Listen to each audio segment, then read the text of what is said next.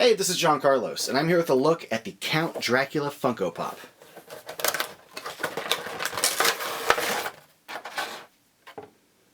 Just looking at this Dracula Pop, there's a lot of good things about this figure that are worth celebrating. So let's take a closer look, starting off with his head. I think they did a great job with his head, and not just with like, the little peak of his hair or like his fangs, but just like the sculpt of his hair and the fact that like they did the basic kind of combed back groove lines. I think his hair looks really good, including how they handled his peak.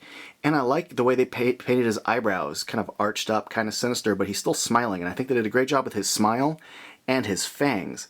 I think overall, this is a surprisingly cute pop. Now taking a closer look at his body, I like the way they handled his vest. They sculpted the buttons, the little chain there, his medallion. The shoes and the pants are all fine. I like the way they have not only his hands reaching forward, but separate kind of finger sculpts. They did a really great job, especially because Bela Lugosi was very like, fingery when it came to playing with his hands. And I think they did a great job sculpting these fingers individually. They look great. And then his cape looks good as far as the sculpt goes. One of the things I dig is that they included that little faceplate that connects the neck to the head.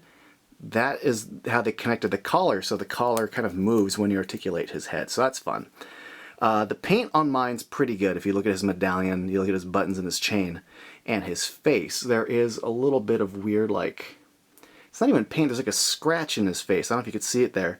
But that brings me to like when you're hunting for this. If you're hunting for this in stores, I saw a lot of messed up Draculas. It took me a while to find this one, so things that you should be on the lookout for. Look out for the paint of his hairline there. I saw some that were smeared. I saw a bunch that had like little cuts and grooves in his face. I don't know what that was about, but be on the lookout for that. And then I saw a bunch where the paint of his mouth, it's a very small space. So there was a white paint bleeding onto his red. There was red bleeding onto his teeth. See how there was red right above his teeth there? I saw some where there was a lot of red. It almost looked like he had extra big gums. Also, I saw some where like the chain on his vest was like smeared or the buttons weren't painted properly. I saw some of the medallion was kind of poorly painted. And another thing that I saw was the collar, the kind of collar to his cape here. On many of them was like really off, where like the black thing was sticking out entirely, or his head, like the collar and the head were like two separate pieces that were, this was literally the only one I saw where the collar lined up to his face properly. So take extra time to look for that, because you'll notice, you'll see a big black plate sticking out and then his head. It looked really weird. Aside from those like hunting tips, I'll say that mine turned out really, really good, and hopefully you'll find one that turned out good too, because I think this is a good looking pop. Again, I think he looks really cute, but I think he captures the essence of Dracula. I love his hands reaching forward and the smile. It makes him look kind of like flirty and menacing and weird, and I just dig it. Overall, I like it. Thanks for watching.